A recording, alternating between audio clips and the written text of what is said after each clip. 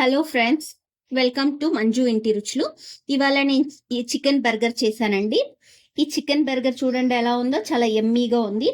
బయట తినే బర్గర్స్ కంటే మనం ఇంట్లోనే హెల్దీగా చేసుకునే చికెన్ బర్గర్ మీరు నేను చెప్పిన రెసిపీ ట్రై చేసి మంచిగా ఎంజాయ్ చేయండి. చికెన్ బర్గర్కి మ్యాగ్నేషన్ కొంచెం కారం, కొంచెం పసుపు, కొంచెం సాల్ట్, హాఫ్ స్పూన్ అల్లం వెల్లుల్లి పేస్ట్, కొంచెం పుదీనా.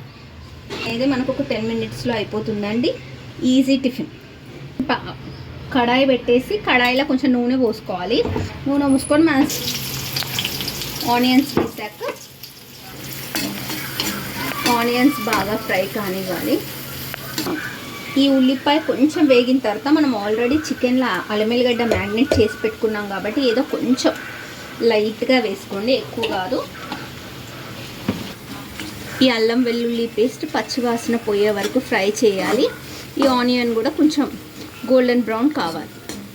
ఇప్పుడు ఈ ఆనియన్ మంచిగా కొంచెం వేగిన తర్వాత కీమా వేసి బాగా కలుపుకోవాలి. ఇది చాలా క్విక్ బ్రేక్ఫాస్ట్ అండి.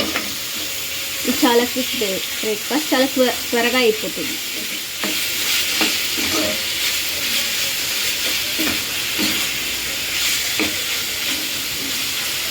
ఇప్పుడు చాలా సేపు, ఒక 10 minutes మనం సిమ్లో పెట్టుకోవాలి.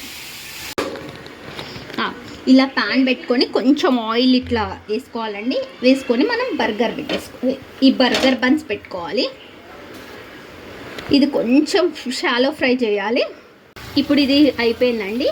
లాస్ట్కి మనం కొత్తిమీర, కొంచెం చికెన్ మసాలా వేసుకొని కలుపుకోవాలి. ఇది అయిపోయింది. మనం ఇక్కడ చూడండి, ఈ బ్రెడ్ని కూడా మనం ఇలా కాల్చుకోవాలండి.